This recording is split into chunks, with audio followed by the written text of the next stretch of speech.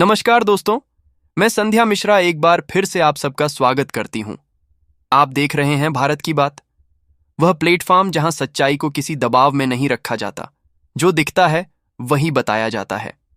दोस्तों, आज का विषय बेहद गंभीर है, बेहद संवेदनशील भी, और सबसे ज्यादा जुड़ा है हमारे बुजुर्गों, हमारे EPS 95 पेंशनर्स से।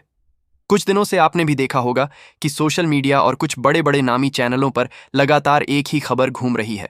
सरकार ने EPS 95 की पेंशन बढ़ा दी है।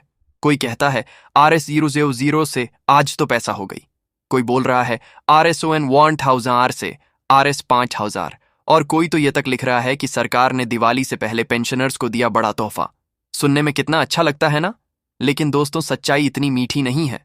मैंने जब यह खबर देखी तो सबसे पहले मैंने खुद से एक सवाल पूछा, क्या वाकई सरकार ने इतनी बड़ी घोषणा कर दी और हमें खबर ही नहीं लगी? मैं रोज मंत्रालयों की रिपोर्ट्स पढ़ती हूँ, मीटिंग्स के अपडेट्स फॉलो करती हूँ, पर वहां ऐसी कोई बात नजर नहीं आई। फिर मैंने ठान लिया कि अब खुद जाकर सच्चाई पता करनी है। सुबह सुबह मैं सीधे पहुंची श्रम मंत्रालय के दफ्तर। वहां जिन अधिकारियों से बात हुई उन्होंने साफ कहा, अभी तक EPS 95 को लेकर कोई आधिकारिक घोषणा नहीं हुई है, ना कोई प्रस्ताव पास हुआ है, ना किसी बैठक में इस मुद्दे पर चर्चा हुई है। जब मैंने पूछा कि क्या CBT की बैठक में कुछ नया एजेंडा आने वाला है, तो जवाब मिला, संभावना है कि अगले एजेंडे में यह मुद्दा शामिल किया जाए, लेकिन अभी तक ऐसा कुछ तय नहीं हुआ। दोस्तों, इसका मतलब यह साफ है कि जो खबरें अभी चल रही हैं वह पूरी तरह भ्रामक हैं। पर हैरानी की बात यह है कि ऐसे फेक कंटेंट को फैला कौन रहा है? छोटे यूबर तो ठीक, पर जब बड़े बड़े वेरीफाइड चैनल्स इस तरह की खबरें दिखाने लगते हैं तो सवाल उठता है, आखिर यह सब हो क्यों रहा है? क्या अब TRP और व्यूज के लिए सच्चाई की कुर्बानी दी जाएगी? सोचिए जरा, जिन बुजुर्गों ने अपनी पूरी जिंदगी इस देश की सेवा में लगा दी, जो आज 65-70 साल की उम्र में अपने बुढ़ापे का सहारा सरकार से ढूंढ रहे हैं, उनके साथ झूठी उम्मीदें बांधना, क्या यह इंसानियत है?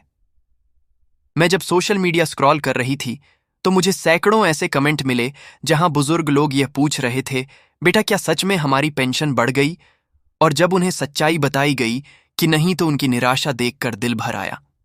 दोस्तों, ये वही पेंशनर्स हैं जो पिछले कई सालों से मिनिमम पेंशन R7500 की मांग कर रहे हैं। उन्होंने प्रधानमंत्री तक पत्र भेजे, धरने किए, अदालत के दरवाजे खटखटाए, लेकिन उनकी आवाज आज भी कहीं फाइलों में दब कर रह गई है। और जब ऐसी झूठी खबरें वायरल होती हैं तो वह उम्मीद जो थोड़ी सी बची थी वह भी टूट जाती है। मैंने बात की वित्त मंत्रालय के कुछ अधिकारियों से भी। उन्होंने साफ शब्दों में कहा कि EPS 95 पेंशन में वृद्धि का कोई प्रस्ताव इस समय वित्त मंत्रालय की मंजूरी लिस्ट में नहीं है। हाँ, उन्होंने यह जरूर कहा कि बोनस को लेकर कुछ चर्चाएं चल रही हैं, यानी कि पेंशनर्स को एक मुश्त बोनस देने पर विचार किया जा रहा है। लेकिन यह बोनस कितना होगा, R2000, R33 and R7 house आर्ड, इस पर अभी तक कोई ठोस फैसला नहीं है। अब जरा समझिए कि पेंशन वृद्धि की प्रक्रिया कितनी लंबी है।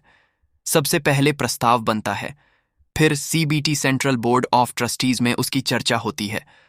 वहां से पास होने के बाद वह श्रम एवं रोजगार मंत्रालय में जाता है। वहां हर छोटी बड़ी बात पर विचार होता है। पैसा कहां से आएगा, कितनी भार सरकार पर पड़ेगी, किस वर्ग को फायदा मिलेगा। फिर वह फाइल जाती है वित्त मंत्रालय में और वहां महीनों तक जांच होती है, और आखिर में जब वित्त मंत्रालय अपनी मंजूरी देता है तभी वह प्रस्ताव कैबिनेट के पास जाता है, तब जाकर कोई घोषणा होती है।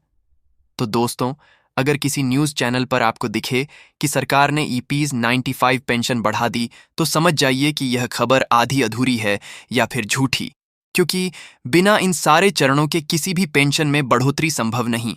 और हाँ, ये बात मैं इसलिए नहीं कह रही कि मैं किसी पक्ष में हूं, मैं सिर्फ चाहती हूं कि सच्चाई सच्चाई ही रहे।